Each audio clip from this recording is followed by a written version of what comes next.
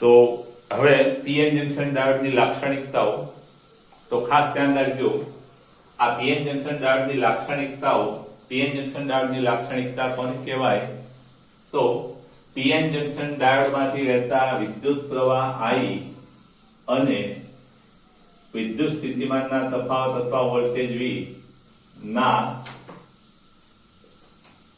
સંબંધને શું કહેવામાં આવે છે તો કે પીએન જંકશન ડાયોડની લાક્ષણિકતા કહેવામાં આવે છે પીએન જંકશન ડાયોડની લાક્ષણિકતા કહેવામાં આવે છે અને પીએન જંકશન ડાયોડની લાક્ષણિકતાઓ બે છે એક એની ફોરવર્ડ બાયસ લાક્ષણિકતા અને બીજી છે એની રિવર્સ બાયસ લાક્ષણિકતા એટલે કે ફોરવર્ડ લાક્ષણિકતા અને રિવર્સ લાક્ષણિકતા તો આપણે પહેલા વાત કરીએ ફોરવર્ડ લાક્ષણિકતા પીએન જંકશન ફોરવર્ડ લાક્ષણિકતા તેમાં પીએન જંકશન ફોરવર્ડ લાક્ષણિકતા માટેનો જરૂરી પરિપથ આકૃતિમાં દર્શાવેલો છે આકૃતિ આપણી આકૃતિ એમાં દર્શાવેલો છે જેમાં જે બેટરી છે એ રિયોસ્ટેટ અથવા તો પોટેન્શિયોમીટર મારફતે ડાયોડ સાથે જોડવામાં આવે છે અથવા તો ડાયોડને પોટેન્શિયોમીટર અથવા તો રિયોસ્ટેટ મારફતે બેટરી સાથે જોડવામાં આવે છે અને જેની મદદથી અથવા રિયોસ્ટેટની મદદથી આ ડાયોડના બે છેડા વચ્ચેનો અથવા તો ડેપ્લેશન સ્તર જંકશન વિસ્તારમાં આપણે વિદ્યુત સ્થિતિમાનનો તફાવત અથવા તો વોલ્ટેજ બદલી શકીએ હવે ડાયોડના બે છેડા વચ્ચે એટલે કે ડેપ્લેશન સ્તરના અથવા તો જંકશનના બે છેડા વચ્ચેનો વોલ્ટેજ બદલતા જઈ અથવા જુદા જુદા વોલ્ટેજ માટે તેને અનુરૂપ વિદ્યુત પ્રવાહ માપવામાં આવે છે અથવા નોંધવામાં આવે છે અને ત્યાર પછી આ વિદ્યુત પ્રવાહ વિરુદ્ધ વોલ્ટેજનો શું દોરવામાં આવે છે આલેખ દોરવામાં આવે છે આ જે આલેખ છે એને શું કહેવામાં આવે છે કે પીએન જંકશન ડાયોડની ફોરવર્ડ બાયસ લાક્ષણિકતા અહીં ફોરવર્ડ બાયસ લાક્ષણિકતા જે આલેખના પહેલા ચરણમાં દર્શાવી છે આ જે છે એ ફોરવર્ડ બાયસ લાક્ષણિકતા છે આ ફોરવર્ડ બાયસ લાક્ષણિકતામાં ખાસ ધ્યાન રાખજો કે શરૂઆતમાં ફોરવર્ડ બાયસ વોલ્ટેજના વધારા સાથે ફોરવર્ડ પ્રવાહમાં થતો વધારો અથવા તો વોલ્ટેજના વધારા સાથે પ્રવાહમાં થતો વધારો છે એ ખૂબ નાનો નજીવો અથવા અવગણી શકાય તેવો છે વોલ્ટેજના કોઈ લાક્ષણિક મૂલ્ય પછી વિદ્યુત પ્રવાહમાં ખૂબ ઝડપથી ચર ઘાતાકીય રીતે વધારો થાય છે અને વોલ્ટેજના આ લાક્ષણિક મૂલ્યને કટ ઇન વોલ્ટેજ અથવા તો થ્રેશોલ્ડ વોલ્ટેજ કહેવામાં આવે છે ખાસ યાદ રાખજો ફોરવર્ડ બાયસ લાક્ષણિકતાની વાત પૂછાય તો આ વ્યાખ્યા ખાસ કટ ઇન અથવા તો થ્રેશોલ્ડ વોલ્ટેજની વ્યાખ્યા ખાસ વ્યવસ્થિત આવી જોઈએ કે શરૂઆતમાં વોલ્ટેજના વધારા સાથે પ્રવાહમાં થતો વધારો છે એ નજીવો હોય છે અને વોલ્ટેજના કોઈ લાક્ષણિક મૂલ્ય પછી વોલ્ટેજમાં ખૂબ નાના વધારા સાથે પ્રવાહમાં ખૂબ મોટો ચરઘાતાકીય વધારો જોવા મળે છે વોલ્ટેજના આ લાક્ષણિક અથવા તો ચોક્કસ મૂલ્યને કટ ઇન વોલ્ટેજ અથવા થ્રેશોલ્ડ વોલ્ટેજ કહે છે હવે આ જે ફોરવર્ડ બાયસ વોલ્ટેજ છે એ ફોરવર્ડ બાયસમાં પીએન જંકશન ડાયોડ છે એ કટ ઇન વોલ્ટેજ કરતા વધુ હોય ત્યારે એમાંથી એક જ દિશામાં વિદ્યુત પ્રવાહ પસાર થાય છે જ્યારે વિરુદ્ધ દિશામાં કોઈ પ્રવાહ પસાર થતો નથી અને માટે આનો જે ઉપયોગ છે ફોરવર્ડ બાયસ ડાયોડનો એ વોલ્ટેજ નિયામક રેક્ટિફાયર એટલે કે એસી વોલ્ટેજનું ડીસી વોલ્ટેજમાં રૂપાંતર કરવા માટે આનો ઉપયોગ થતો હોય છે એટલે એમાં એનો ઉપયોગ જણાવો કે તો ખાસ યાદ રાખજો ફોરવર્ડ બાયસનો ઉપયોગ શું છે તો કે એસી વોલ્ટેજનું ડીસી વોલ્ટેજમાં રૂપાંતરણ કરવા માટે આ ફોરવર્ડ બાયસનો ઉપયોગ થાય છે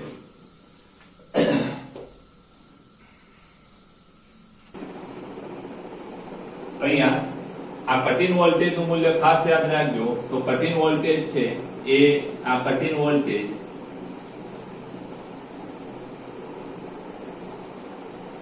જેને થ્રેશોલ્ડ વોલ્ટેજ પણ કહેવાય છે એ સિલિકોન માટે કેટલું કે સિલિકોન માટે 0.7 વોલ્ટ અને જર્મેનિયમ માટે 0.2 વોલ્ટ છે। આ ખાસ યાદ રાખજો। સિલિકોન અને જર્મેનિયમ માટે આ બે વેલ્યુઓ, સિલિકોન માટે 0.7 કટ ઇન વોલ્ટેજ અને જર્મેનિયમ માટે 0.2 વોલ્ટ। જૂની બુકમાં 0.3 પણ હતો, એટલે ક્યાંક MCQ માં કોઈ ઓપ્શન ના મળે તો 0.2 ની જગ્યાએ જર્મેનિયમમાં 0.3 પણ લઈ શકાય। આ કટ ઇન વોલ્ટેજ છે। હવે રિવર્સ બાયસ લાક્ષણિકતાની આપણે વાત કરીએ।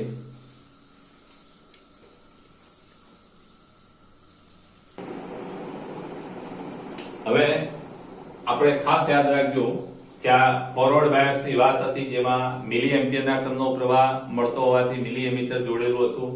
ફોરવર્ડ બાયસ પૂછાય તો તમારે આ પરિપથ અને આ આલેખ દોરવાનો, આ બે વેલ્યુઓ પણ યાદ રાખવાની। હવે આપણે પીએન જંકશન ડાયોડની આ ખાસ યાદ રાખજો। આ રચના આપણે પરીક્ષામાં તમારે યાદ રાખવાની જરૂર નથી, પ્રેક્ટિકલમાં ખાસ આવેલા આ તમને આવડવી જોઈએ।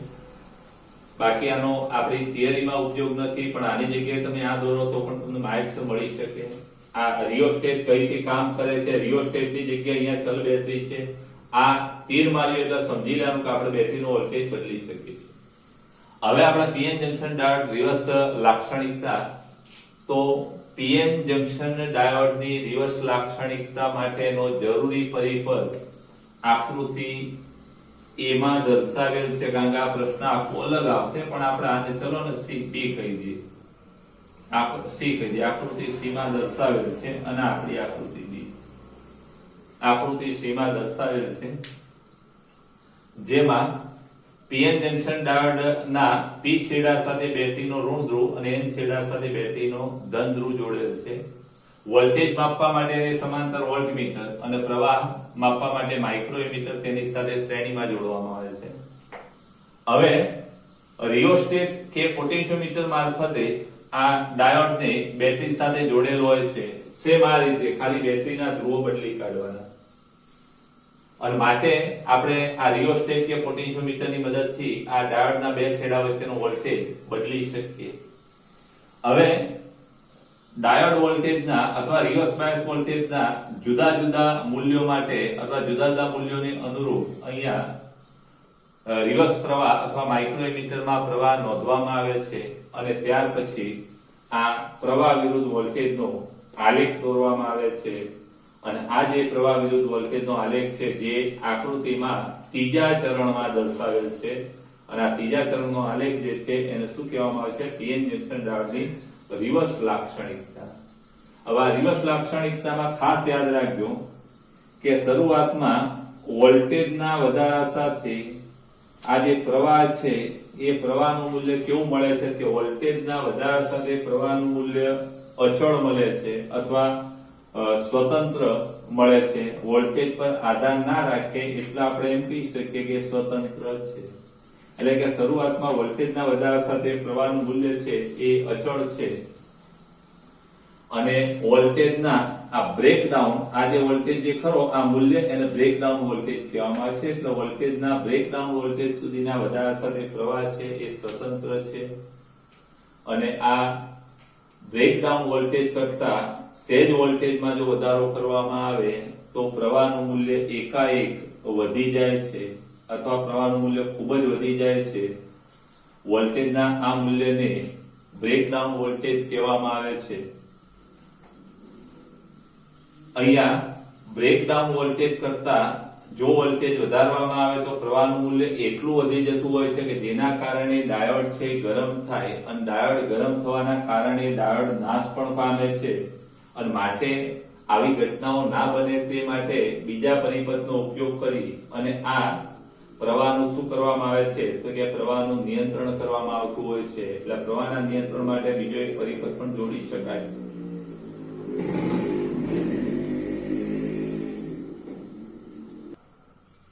અને આમાં એક વસ્તુ ખાસ યાદ રાખજો કે રિવર્સ બાયસ વોલ્ટેજના વધારા સાથે રિવર્સ પ્રવાહ છે એનું મૂલ્ય અચળ રહે છે, અને આ જે અચળ પ્રવાહને અથવા સ્વતંત્ર પ્રવાહને કયો પ્રવાહ કહેવામાં આવે છે? સંતૃપ્ત પ્રવાહ અથવા સેચ્યુરેશન પ્રવાહ। આ સામાન્ય રીતે આ ડાયોડનો ઉપયોગ રિવર્સ બાયસ માટે કરવામાં આવે ત્યારે આ બ્રેકડાઉન વોલ્ટેજ કરતા ઓછા વોલ્ટેજ માટે જ એનો ઉપયોગ કરવામાં આવે છે। છે, બ્રેકડાઉન કરતા વધુ વોલ્ટેજ માટે નહીં. અને અહીંયા જે પ્રવાહ મળે છે એ ડાયોડની વિરુદ્ધ દિશામાં મળે છે. આ દિશામાં પસાર થતો હોય તો ડાયોડની દિશાનો પ્રવાહ કહેવાય, પણ અહીંયા પોઝિટિવ પ્રવાહ અહીંથી આ દિશામાં મળે છે. એક વાત ખાસ યાદ રાખજો કે રિવર્સ બાયસમાં જે પ્રવાહ મળે છે એ માઇનોરિટી ચાર્જ કેરિયરના કારણે મળે છે, જ્યારે ફોરવર્ડ બાયસમાં જે મળે છે એ મેજોરિટી કેરિયરના કારણે. અને એક બંનેની એક ભેગી વાત છે. એ જે ભેગી વાત છે એ ખાસ યાદ રાખજો કે આપણે ડાયોડનો અવરોધ નક્કી કરવો છે. કે ડાયોડનો અવરોધ નક્કી કરવો હોય તો આપણે એવું ભણી ગયા કે વોલ્ટેજ અને પ્રવાહનો જે આલેખ જો આવો હોય તો તમે બહુ સરળતાથી આનો ઢાળ શોધી અને ડેલ્ટા આઈ અને ડેલ્ટા વી અને ડેલ્ટા વી અને ડેલ્ટા આઈ નો ગુણોત્તર પરથી તમે અવરોધ આર શોધી શકો. પણ અહીંયા ખાસ યાદ રાખજો કે રિવર્સ બાયસમાં કે ફોરવર્ડ બાયસ બંનેમાં કોઈ આલેખ જોતા સીધો આલેખ દેખાતો નથી, અને માટે એમ કહી શકાય કે આનો જે અવરોધ છે એ અચળ અવરોધ કહેવાય નહીં. એટલે પીએન જંકશન ડાયોડનો ફોરવર્ડ કે રિવર્સ બાયસનો અવરોધ છે એ અચળ નથી, બદલાતો છે. અને બદલાતો હોવાથી કોઈ પણ બિંદુ આગળ એનો જે અવરોધ છે એ ડાયનેમિક અવરોધ મળે. અને ડાયનેમિક અવરોધ શોધવા માટે આપણે શું કરવું પડે તો કે ડાયોડના કોઈ એક બિંદુ આગળ ડાયનેમિક અવરોધ શોધવો છે. કોઈ એક બિંદુ આગળ આપણે શું કરવું પડે તો કે વોલ્ટેજના ફેરફાર ડેલ્ટા વી ને અનુરૂપ પ્રવાહનો ફેરફાર લેવો પડે. અને આ બિંદુ આગળ આ વોલ્ટેજના ફેરફાર ડેલ્ટા વી અને પ્રવાહના ફેરફાર ડેલ્ટા આઈ ના ગુણોત્તરને શું કહેવામાં આવે છે તો ડાયનેમિક અવરોધ કહેવામાં આવે છે. આર ફોરવર્ડ બાયસમાં લીધેલો હોય તો એને ફોરવર્ડ બાયસ કહેવાય, અને રિવર્સ બાયસમાં લીધેલો હોય તો રિવર્સ બાયસ કહેવાય. પણ હાલ આપણે ડાયનેમિક અવરોધ કહી શકીએ. ફોરવર્ડ બાયસમાં લીધો હોય તેને ડાયનેમિક ફોરવર્ડ બાયસ અવરોધ કહેવાય, અને આ બાજુ લીધેલો હોય તો એને ડાયનેમિક રિવર્સ બાયસ અવરોધ કહેવાય. ખાસ યાદ રાખજો કે આ ફોરવર્ડ બાયસમાં અવરોધ જે મળે એ ફોરવર્ડ બાયસમાં અવરોધ કેટલો મળે તો કે આર ફોરવર્ડ બાયસ એનું જે મૂલ્ય છે એ કેટલું હોય છે, વેલ્યુ બંને તમારે ખાસ યાદ રાખવાની છે. એનું મૂલ્ય 10 ઓહ્મ થી 100 ઓહ્મ સુધીનું હોય છે. જ્યારે આ રિવર્સ બાયસમાં જે અવરોધ છે આર ડાયનેમિક રિવર્સ બાયસ, તો રિવર્સ બાયસ અવરોધનું મૂલ્ય છે એ મેગા ઓહ્મના ક્રમનું હોય છે. સામાન્ય રીતે 10⁶ ઓહ્મ કહેવાય છે. મેગા એટલે 10⁶ ઓહ્મ એટલે કે મેગા ઓહ્મના ક્રમનું. એટલે આ એક વસ્તુ પણ તમે ખાસ યાદ રાખજો ડાયોડ માટે.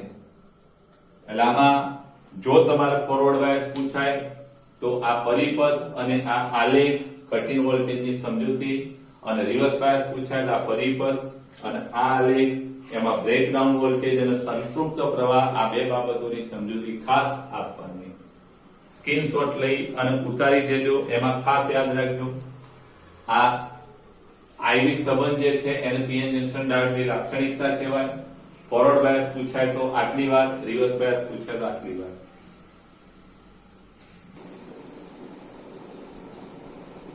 તો મિત્રો આપણે આગળ વાત કરી પીએન જંકશન ડાયોડ, એની લાક્ષણિકતાઓ, અને એની લાક્ષણિકતાઓ ભણીએ.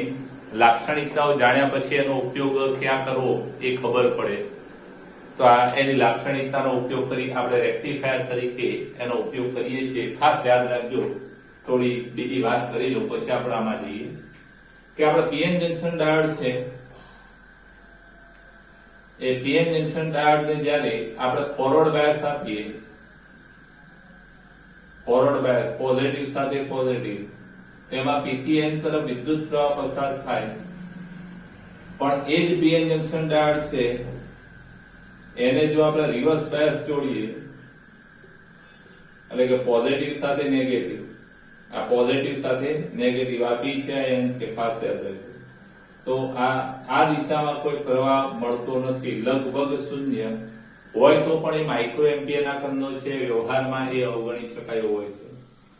અને માટે જો આ પીએન જંકશન ડાયોડ છે એને આપણે જો એસી વોલ્ટેજ લાગુ પાડીએ તો એ એસી વોલ્ટેજ સાથે એક લોડ અવરોધ પણ જોડીએ તો જે અર્ધચક્ર દરમિયાન આ ધન થશે, આ ઋણ થશે, એટલે ફોરવર્ડ બાયસ હશે, એ દરમિયાન આ દિશામાં પ્રવાહ પસાર થશે, એટલે અવરોધમાંથી પણ પ્રવાહ પસાર થશે અને અવરોધના બે છેડા વચ્ચે એ દિશાનું વોલ્ટેજ મળશે.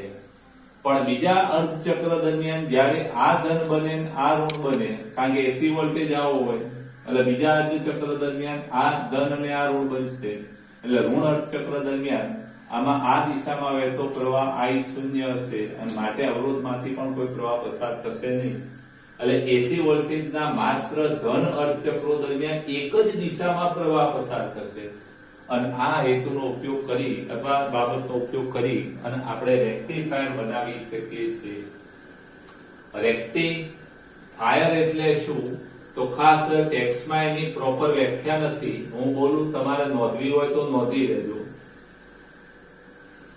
તો રેક્ટિફિકેશન તો એસી વોલ્ટેજનું ડીસી વોલ્ટેજમાં રૂપાંતરણ કરવાની પ્રક્રિયા એને રેક્ટિફિકેશન કહેવાય. એસી પ્રવાહનું ડીસી પ્રવાહમાં રૂપાંતરણ કરવાની પ્રક્રિયા એને પણ રેક્ટિફિકેશન કહેવાય અને એસી પાવરનું ડીસી પાવરમાં રૂપાંતરણ કરવાની પ્રક્રિયા એને પણ રેક્ટિફિકેશન કહેવાય. એટલે રેક્ટિફિકેશન એટલે એસી નું ડીસી માં રૂપાંતરણ કરવાની પ્રક્રિયાને શું કહેવામાં આવે છે? રેક્ટિફિકેશન. અને આ રેક્ટિફિકેશન માટે જે પરિપથ વપરાય છે, એટલે જે પરિપથની મદદથી એસી નું ડીસી માં રૂપાંતરણ કરી શકાય એને રેક્ટિફાયર કહેવામાં આવે છે. તમે નોંધી લેજો વ્યાખ્યા. રેક્ટિફાયર તો કે એસી નું ડીસી માં રૂપાંતરણ કરવા માટે વપરાતા પરિપથને રેક્ટિફાયર પરિપથ અથવા રેક્ટિફાયર કહેવામાં આવે છે. અર્ધ તરંગ રેક્ટિફાયર તો અર્ધ તરંગ રેક્ટિફાયરનો પરિપથ આકૃતિ એમાં દર્શાવેલ છે, જેમાં આ જે ટ્રાન્સફોર્મર છે, આ ટ્રાન્સફોર્મરનું પ્રાઇમરી ગૂંચળું અને આ ગૌણ ગૂંચળું છે. ટ્રાન્સફોર્મરના પ્રાઇમરી અથવા તો પ્રાથમિક ગૂંચળાને એસી વોલ્ટેજ સાથે જોડવામાં આવે છે. ખાસ ધ્યાન રાખજો, આ આપણો એસી વોલ્ટેજ છે. અહીંયાથી જે આપણે આપીએ છીએ તે એસી વોલ્ટેજ છે અને એના ગૌણ ગૂંચળાને ડાયોડ અને લોડ અવરોધ RL સાથે જોડવામાં આવે છે. ગૌણ ગૂંચળું એટલે કે સેકન્ડરી ગૂંચળાનું કામ શું? ખાસ યાદ રાખજો કે ટ્રાન્સફોર્મરનું સેકન્ડરી ગૂંચળું એ અને બી વચ્ચે જરૂરી એસી વોલ્ટેજ પૂરો પાડે છે. એટલે આ એ અને બી વચ્ચે જરૂરી એસી વોલ્ટેજ કોણ પૂરો પાડે છે? આ ગૌણ ગૂંચળું. તમે સામાન્ય રીતે ચાર્જર હોય તો મોબાઈલના ચાર્જરમાં પણ ચાર્જરના જે આપણું ચાર્જર છે, ચાર્જરમાં આપણે આ એસી વોલ્ટેજ લાગુ પાડીએ છીએ અને એ એસી વોલ્ટેજ એ ટ્રાન્સફોર્મરના ગૌણ ગૂંચળા સુધી આવે ત્યારે આપણો જે 230 વોલ્ટ હોય તે 230 માંથી 6 વોલ્ટમાં રૂપાંતરિત થઈ અને એસી નું પછી ડીસી માં રૂપાંતર થતું હોય છે. આપણે ધાર એટલી વાત યાદ રાખવાની કે ટ્રાન્સફોર્મરનું ગૌણ ગૂંચળું એ અને બી વચ્ચે જરૂરી એસી વોલ્ટેજ પૂરો પાડે છે. એટલે જરૂરી એસી વોલ્ટેજ અહીં મળશે. હવે અહીંયા જરા વાત કરીએ કે અહીંયા પ્રવાહ આ દિશામાં, અહીંયા જરા વાત કરીએ કે જ્યારે એ છેડો ધન ધ્રુવ તરીકે અથવા એ ધન બનશે ત્યારે પીએન જંકશન ડાયોડ ફોરવર્ડ બાયસમાં હશે. આપણે જાણીએ છીએ પી છેડો ધન બને તો ફોરવર્ડ, પી છેડો ઋણ બને તો રિવર્સ. એટલે જ્યારે એ છેડો ધન બનશે ત્યારે આપણો પીએન જંકશન ડાયોડ છે એ ફોરવર્ડ બાયસમાં હશે અને પીએન જંકશન ડાયોડમાંથી અને લોડ અવરોધમાંથી વિદ્યુત પ્રવાહ પસાર થશે અને આ ધન અર્ધચક્ર દરમિયાન RL ના બે છેડા વચ્ચે વોલ્ટેજ મળશે અને એના પછી જ્યારે એ છેડો ઋણ બનશે ત્યારે આ ડાયોડમાં રિવર્સ બાયસમાં કોઈ પ્રવાહ વહેતો નથી અને માટે RL ના બે છેડા વચ્ચે કોઈ વોલ્ટેજ મળતો નથી. ખાસ યાદ રાખજો, રિવર્સમાં પ્રવાહ મળે છે પણ સંતૃપ્ત પ્રવાહ મળે છે. આગળ આપણે ભણી ગયા સંતૃપ્ત પ્રવાહનું મૂલ્ય ખૂબ નાનું માઇક્રો એમ્પિયરના ક્રમનું હોય છે અને વ્યવહારમાં એને આપણે કોઈ ગણતરીમાં લેતા નથી. એટલે વ્યવહારમાં એને અવગણવામાં આવે છે. એટલે કે એ છેડો ધન હોય તો PN junction diode forward bias એમાંથી વિદ્યુત પ્રવાહ પસાર થાય અને માટે આગળના બે છેડા વચ્ચે એ ધન ચક્ર દરમિયાન પ્રવાહ મળે અને એ છેડો ઋણ બને ત્યારે ડાયોડમાં પ્રવાહ વહેતો નથી અને ડાયોડમાંથી વહેતો વિરુદ્ધ દિશામાં વહેતો પ્રવાહ છે એ લગભગ શૂન્ય છે. રિવર્સ સંતૃપ્ત પ્રવાહ છે એ અવગણી શકાય એટલો નાનો હોય છે, વ્યવહારમાં એની ગણતરીમાં લેવામાં આવતો નથી. હવે જરા જોઈએ કે આ જે આપણું અર્ધ તરંગ રેક્ટિફાયર છે કઈ રીતે કામ કરે કાર્ય પદ્ધતિ. તો શરૂઆતના અર્ધ ચક્ર દરમિયાન ખાસ ધ્યાન રાખજો, શરૂઆતના ધન અર્ધ ચક્ર દરમિયાન આ આપણું ધન અર્ધ ચક્ર થશે, આ ઋણ અર્ધ ચક્ર. ધન અર્ધ ચક્ર એટલે ધન બને અને ઋણ અર્ધ ચક્રમાં એ ઋણ બને અને બી ધન બનશે. એટલે ધન અર્ધ ચક્રમાં ફોરવર્ડ બનશે, ઋણ અર્ધ ચક્રમાં રિવર્સ બનશે. એટલે ફોરવર્ડમાં પ્રવાહ પસાર થાય, રિવર્સમાં પસાર થાય નહીં. આટલી વસ્તુ ખાસ યાદ રાખજો. તો અહીંયા ધન અર્ધ ચક્ર બરાબર આકૃતિ બી માં દર્શાવ્યા મુજબ અહીંયા એસી વોલ્ટેજના ધન અર્ધ ચક્ર દરમિયાન આ પીએન જંકશન ડાયોડ છે અથવા એ છે ધન બનશે, PN junction diode forward bias આવશે અને આરએલ માંથી વિદ્યુત પ્રવાહ પસાર થશે અને માટે અવરોધ આરએલ ના બે છેડા વચ્ચે આપણને વોલ્ટેજ મળશે.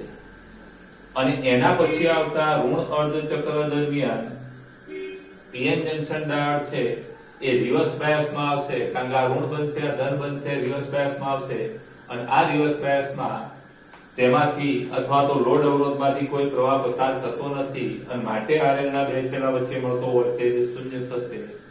ત્યાર પછીના અર્ધ ચક્ર દરમિયાન પાછું શું થશે તો કે એના પછીના ધન અર્ધ ચક્ર દરમિયાન એ છેડો ધન બનશે, પીએન જંકશન ડાયોડ ફોરવર્ડ બાયસમાં આવશે અને આરએલ માંથી આ ધન અર્ધ ચક્ર દરમિયાન વોલ્ટેજ મળશે. અને આમ આપણે એમ કહી શકીએ કે આઉટપુટમાં લોડ અવરોધના બે છેડા વચ્ચે મળે છે એ આઉટપુટ. એટલે કે આઉટપુટમાં બદલાય છે પણ કેવો કે એક જ દિશામાં બદલાતો, એક જ દિશામાં ડીસી વોલ્ટેજ, એક જ દિશામાં વોલ્ટેજ મળે છે અને માટે એમ કહી શકાય કે અહીંયા જે મળે છે એ ડીસી વોલ્ટેજ મળે છે, એક દિશ વોલ્ટેજ. અહીંયા ઇનપુટ તરંગોના અડધા ચક્રો દરમિયાન જ ધ્યાન રાખજો, ઇનપુટ તરંગોના અડધા ચક્રો દરમિયાન જ આઉટપુટમાં આપણને ડીસી વોલ્ટેજ મળતો હોવાથી આ રેક્ટિફાયરને કેવો રેક્ટિફાયર કહેવાય તો કે અર્ધ તરંગ રેક્ટિફાયર કહેવાય. અવરોધ આરએલ ના બે છેડા વચ્ચે આપણને રેક્ટિફાય વોલ્ટેજ મળે છે. કયો વોલ્ટેજ? રેક્ટિફાય. પણ એ માત્ર એસી વોલ્ટેજ ઇનપુટ વોલ્ટેજના અડધા ચક્રો દરમિયાન જ રેક્ટિફાયર એસી વોલ્ટેજ મળે છે અને માટે આ રેક્ટિફાયરને આપણે અર્ધ તરંગ રેક્ટિફાયર કહેવામાં આવે છે.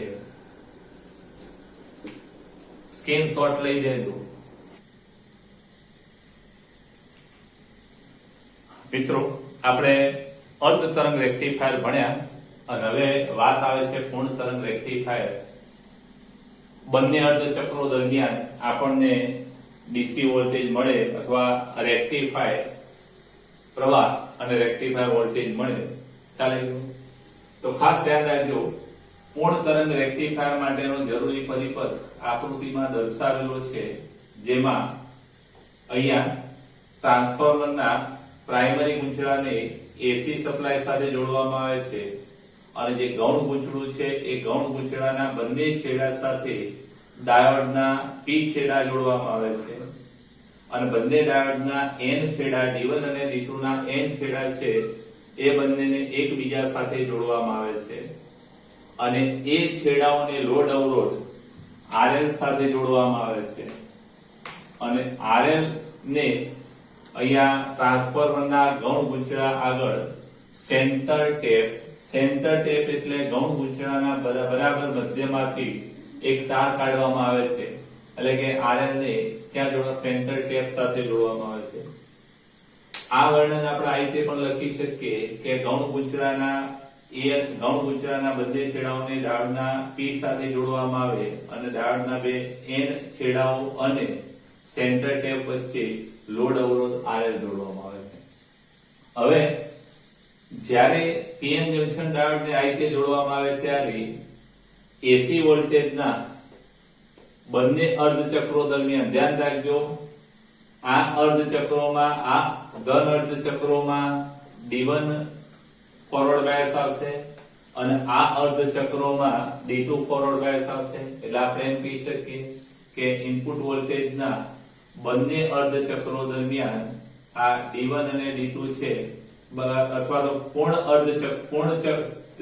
તરંગોમાં અર્ધ તરંગો દરમિયાન જ D1 અને D2 છે એ કાર્યરત રહે છે અથવા ફોરવર્ડ બાયસમાં આવે છે અને બંને અર્ધચક્રો દરમિયાન એમાં એક જ દિશામાં અથવા તો ડીસી પ્રવાહ આઉટપુટમાં આપણને મળે છે. એટલે કે પૂર્ણ તરંગ રેક્ટિફાયર વોલ્ટેજ આપણને મળે છે. હવે આ જે બે ડાયોડ વાપરીએ છીએ અને એક સેન્ટર ટેપ વાપરીએ છીએ, જો આપણે આ બે ડાયોડની જગ્યાએ 4 ડાયોડ વાપરીએ, કેટલા? બે ની જગ્યાએ 4 ડાયોડનો ઉપયોગ કરવામાં આવે તો આ સેન્ટર ટેપની જરૂર પડતી નથી. એ બાબત આપણા સિલેબસમાં નથી પણ MCQ માં ક્યાંક આવે છે. આપણે આવશે એટલે એકાદો MCQ નો સોલ્વ કરાવીશું. હવે આ કાર્ય કઈ રીતે કરે એની જરા વાત કરીએ તો એની તરંગ આકૃતિ, પૂર્ણ તરંગ રેક્ટિફાયરની તરંગ આકૃતિ આકૃતિમાં દર્શાવેલી છે. જરા જોજો કે શરૂઆતના અર્ધચક્ર દરમિયાન એ છેડો ધન અને બી છેડો ઋણ બને છે. એ છેડો ધન અને બી સીટી ની સાપેક્ષમાં, સેન્ટર ટેપની સાપેક્ષમાં એ છેડો ધન અને બી છેડો ઋણ બને છે અને માટે D1 ફોરવર્ડ બાયસમાં આવે છે, D2 રિવર્સ બાયસમાં આવે છે અને માટે D1 માંથી વિદ્યુત પ્રવાહ પસાર થાય છે, D2 માંથી વિદ્યુત પ્રવાહ પસાર થતો નથી. આ D1 માંથી વિદ્યુત પ્રવાહ પસાર થાય, D2 માંથી વિદ્યુત પ્રવાહ પસાર થતો નથી અને D1 માંથી પસાર થતો પ્રવાહ છે એ લોડ અવરોધમાં x થી y ની દિશામાં પસાર થાય છે, જે આકૃતિમાં દર્શાવેલ છે.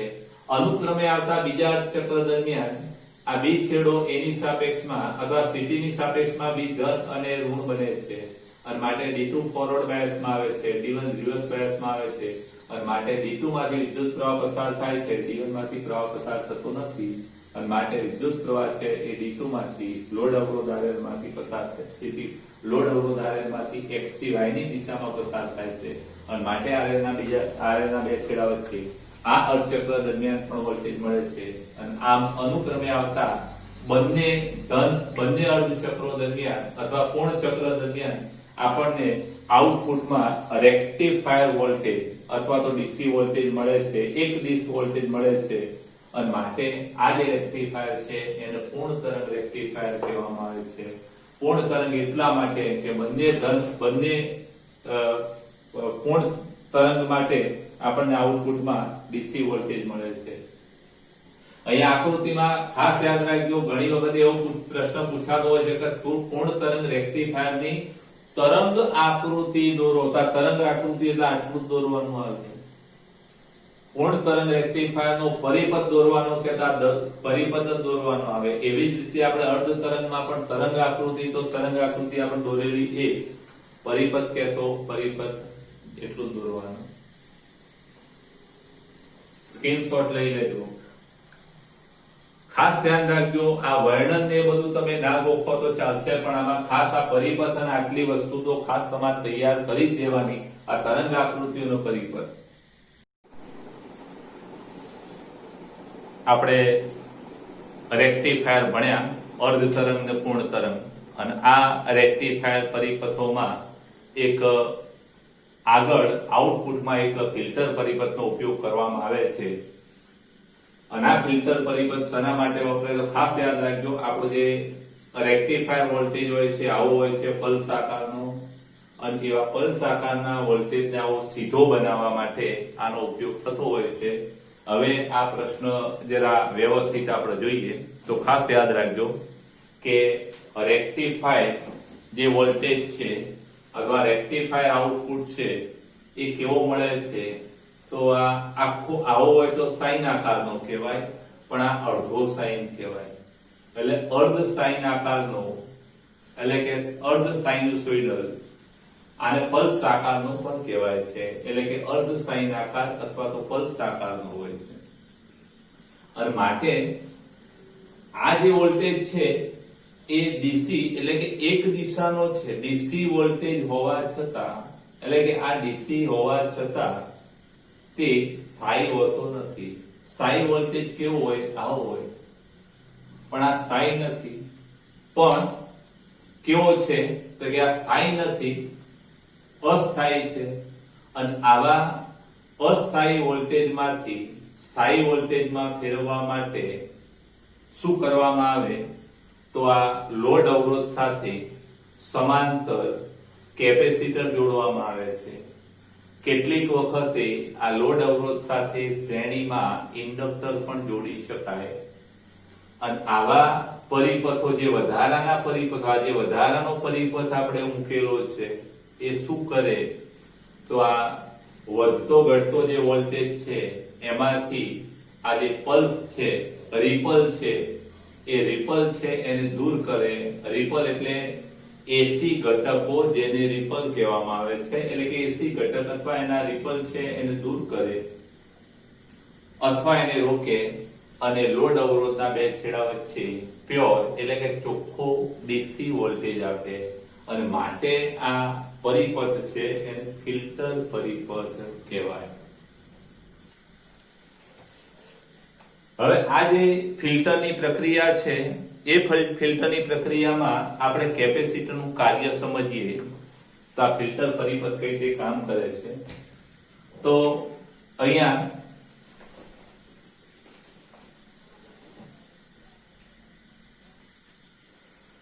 કેપેસિટરના છેડાઓ વચ્ચેનો વોલ્ટેજ જ્યારે વધતો હોય, એટલે આ રીતે જ્યારે કેપેસિટરના છેડાઓ વચ્ચેનો વોલ્ટેજ વધતો હોય ત્યારે આ કેપેસિટર છે એ શું થાય? તો કે વિદ્યુત ભારિત અથવા તો ચાર્જ થાય છે.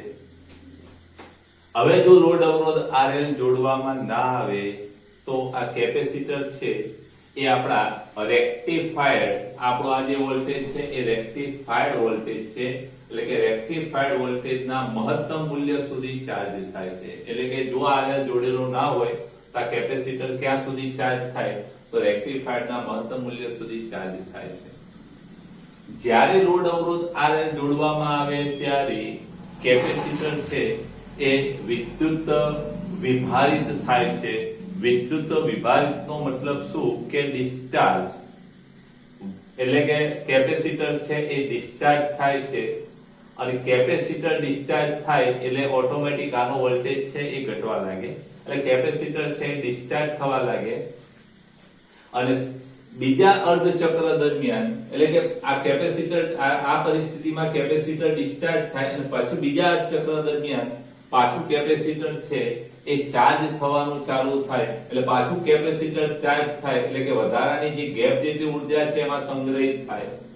એટલે કેપેસિટર પાછું ચાર્જ થાય. અને આના કારણે આ જે કેપેસિટર ચાર્જિંગ ડિસ્ચાર્જિંગ માટેનો જે સમય છે એ સમય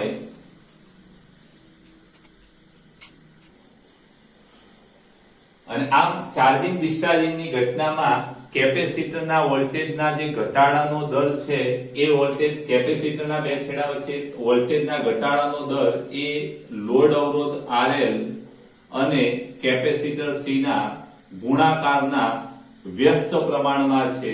ખાસ યાદ રાખજો કે ડિસ્ચાર્જિંગ સમય છે, ખાસ યાદ રાખજો ડિસ્ચાર્જિંગ સમય એ આના વ્યસ્ત ગુણાકારના વ્યસ્ત પ્રમાણમાં છે. અને ખાસ યાદ રાખજો કેપેસિટરના વોલ્ટેજના ઘટાડાનો દર, વોલ્ટેજના ઘટાડાનો દર છે એ C અને RL ના ગુણાકારના વ્યસ્ત પ્રમાણમાં છે. અને C અને R નો જે ગુણાકાર છે એને શું કહેવામાં આવે છે? કે સમય અચળાંક કહેવામાં આવે છે. અને માટે જો સમય અચળાંક આપણે મોટો રાખવો હોય, સમય અચળાંક મોટો રાખવો હોય તો કેપેસિટર મોટું વાપરવું પડે. એટલે કે ઇનપુટ કેપેસિટર ધરાવતા ફિલ્ટર પરિપથ માટે આ કેપેસિટર C છે એ C કેવું રાખવામાં આવે છે? તો કે મોટું રાખવામાં આવે છે. કારણ કે આ ટાઈમ કોન્સ્ટન્ટ અથવા સમય અચળાંક છે એ જેટલો મોટો એટલું સારું. એટલે કે C મોટું રાખવામાં આવે છે. અને આ કેપેસિટર ફિલ્ટર પર ઇનપુટ કેપેસિટર ધરાવતા ફિલ્ટર પરિપથમાં જે rectified voltage, pure DC voltage મળે છે એ રેક્ટિફાયરના મહત્તમ મૂલ્યની ખૂબ નજીક મળે છે. ખાસ ધ્યાન રાખજો, મહત્તમ મૂલ્ય આટલું છે અને આપણો ડીસી વોલ્ટેજ પણ એની ખૂબ નજીક મળે છે. એટલે કે રેક્ટિફાઈડ ડીસી વોલ્ટેજના અથવા રેક્ટિફાઈડ આઉટપુટ વોલ્ટેજના ખૂબ મહત્તમ મૂલ્યની ખૂબ આ ડીસી વોલ્ટેજ, આ પ્યોર ડીસી વોલ્ટેજ મળે છે. અને જે પાવર ટ્રાન્ઝિસ્ટર ખરા અથવા જે પાવર સપ્લાય ખરા, એ પાવર સપ્લાયમાં મોટે ભાગે આ કેપેસિટર વાળા ફિલ્ટર પરિપથોનો ઉપયોગ થાય છે. એટલે આ ફિલ્ટર પરિપથોનો પ્રશ્ન પૂછાય તો તમારે આ બહુ વ્યવસ્થિત તૈયાર થઈ લખવાના, આની કોઈ ખાસ જરૂર નથી.